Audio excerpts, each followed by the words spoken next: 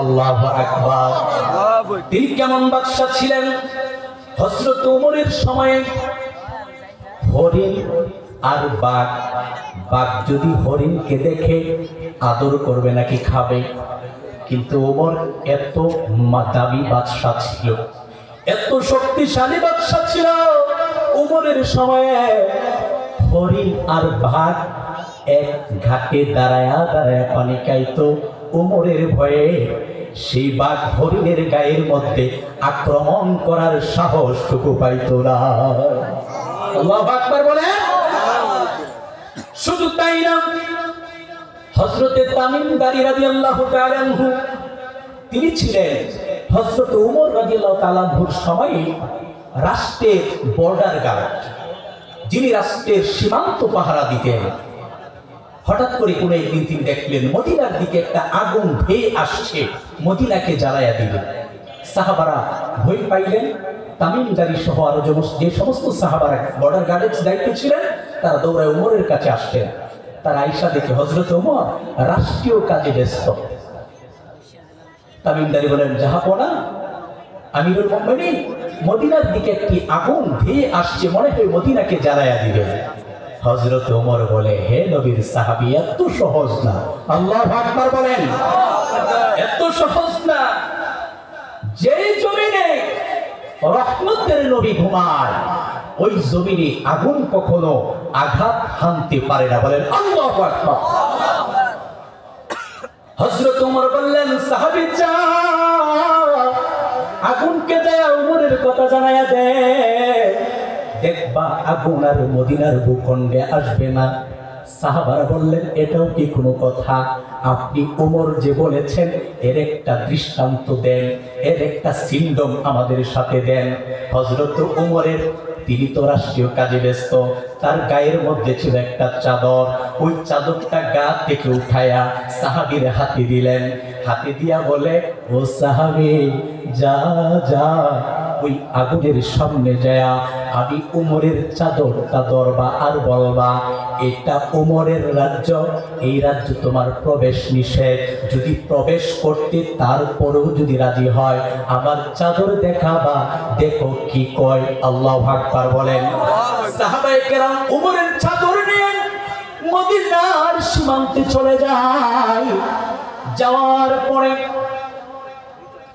সাহাবায়ে কেরাম বলেন, হযরত ওমরের চাদর যখন আগুনের সামনে ধরলাম, আগুনের সামনে আগাবার সাহস পায় না। আল্লাহু আকবার। আমরা চাদরটা নিয়ে সামনে আগাই, আগুন পিছনে যায়।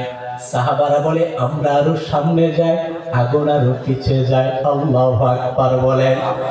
সেই বাদশা ওমর, যে অর্ধ জাহানের বাদশা ছিল, হযরত ওমর জুমার দিনের খুতবা দিচ্ছে। জুমার দিনের খুতবা যখন দেয়, যখন সে বলে, ইয়া আইয়ুহাল মুসলিমিন মা'আশারাল হাদিরিন, উপস্থিত মুসলমানেরা, তোমরা আমার কথা মনোযোগ দিয়ে শোনো। মজলিসের মধ্য থেকে চিকন চাকন, গায়ের মধ্যে তেমন কোনো গোশত নাই, হ্যাংলা পাতলা একটা যুবক দাঁড়ায়া গেল। দাঁড়ায়া বলো, ওমর, তোমার কথা শুনবো না। বলেন আল্লাহু আকবার। হযরত ওমর বলে, কেমন আমার কথা কেন শুনবা না? হযরত ওমর খুতবা থামায়া দিয়া বললেন, বলো তোমার কি অবজেকশন আছে, জানায়া দাও। দাঁড়ান সাহাবী বলে, এ ওমর, খুতবা দেওয়ার আগে জবাব দাও, তোমার গায়ের পোশাকটা কেন এত লম্বা? বলেন আল্লাহু আকবার। তুমি আগে জবাব দাও, তোমার গায়ের মধ্যে যে পোশাকটা, এই পোশাকটা এত লম্বা তুমি কোথায় পাইলা? সমস্ত সাহাবীরা হতভম্ব হয়ে গেল। কেমন কথা? আমিরুল মুমিনিন লম্বা জামা পরবে নাকি শর্ট জামা পরবে, এই বিষয়ে প্রশ্ন করে হযরত ওমর থামায়া দিলেন, আগে তাকে বলতে দাও।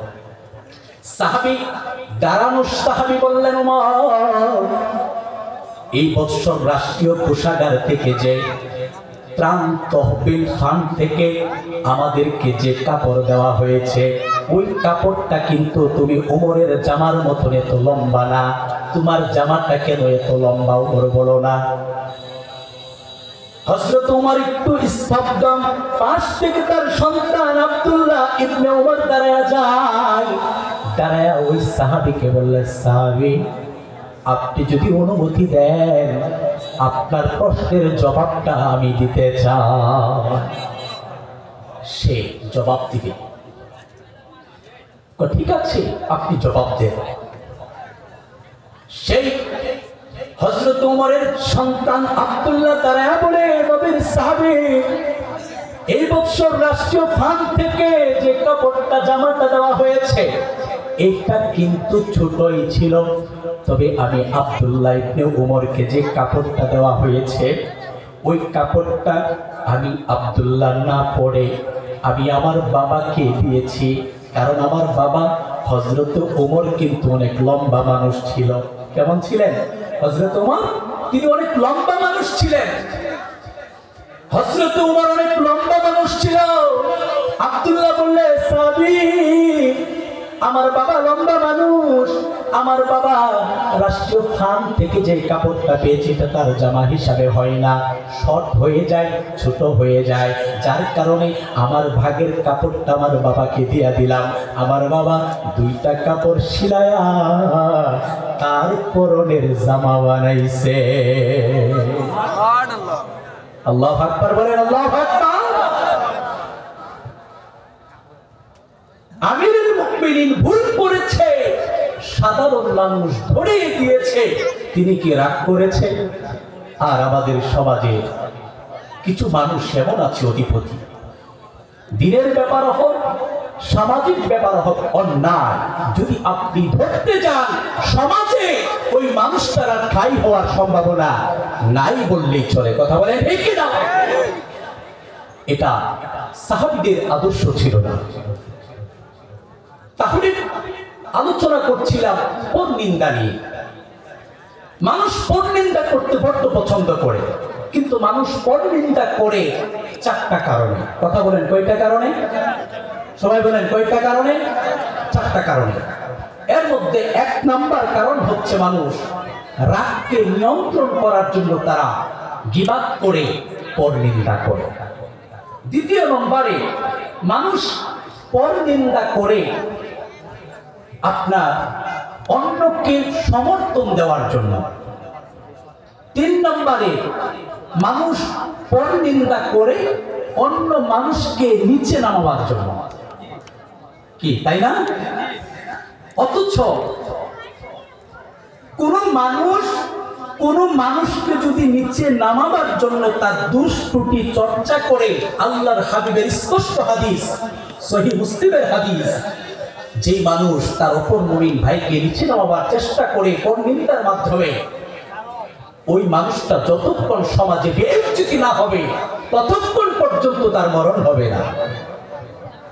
তাহলে বলেন আমরা কি অন্যের দুষ্কৃতি চর্চা করব? কথা বলেন, দুষ্কৃতি চর্চা করব? এটি এত মারাত্মক একটি অন্যায়। তবে যদি কোনো মানুষ তার জীবনে এই গীবাত শেখায়া পরনিন্দা নামক অপরাধটা যদি করেই ফেলে, তা থেকে সে বাঁচবে কি করে? আলোচনা করুন। সময়টা একটু সংক্ষিপ্ত, যার কারণে আমি ফাইনাল সামারিটা আপনাদেরকে শোনাই, আমি বিদায় আলোচ করব। একজন মানুষ অপরাধ পরনিন্দা করেই ফেলেছে, তাহলে সে কি করবে? এর সলিউশন কি? তার সলিউশন চারটি হতে পারে। এক নম্বরে কোনো ব্যক্তি যদি অন্যের পরনিন্দা করেই ফেলে, তাহলে তার এক নম্বরে আল্লাহ রাব্বুল আলামিনের দরবারে তার তওবা করতে হবে। কি করতে হবে বলেন? তওবা করতে হবে। তওবা কিন্তু একটি দামি জিনিস। আল্লাহর নবীজির একজন সাহাবী ছিলেন, যিনি কোনো কারণে জিনায় লিপ্ত হয়ে গেছে। লিপ্ত হওয়ার কারণে রাসূলুল্লাহর কাছে গেলেন, যাওয়ার পরে বলেন, ইয়া রাসূলুল্লাহ ইন্নী ক্বাদ জানাইতু, হে আল্লাহর হাবিব আমি তো জিনা করেছি, আপনি আমাকে শাস্তি দেন। রাসূল করিম সাল্লাল্লাহু আলাইহি সাল্লাম বললেন, নিজের মুখ চেহারা মুবারক ফিরিয়ে নিলেন। আবার সাহাবী বলেন, হুজুর আমাকে শাস্তি দেন। নবীজি আবারও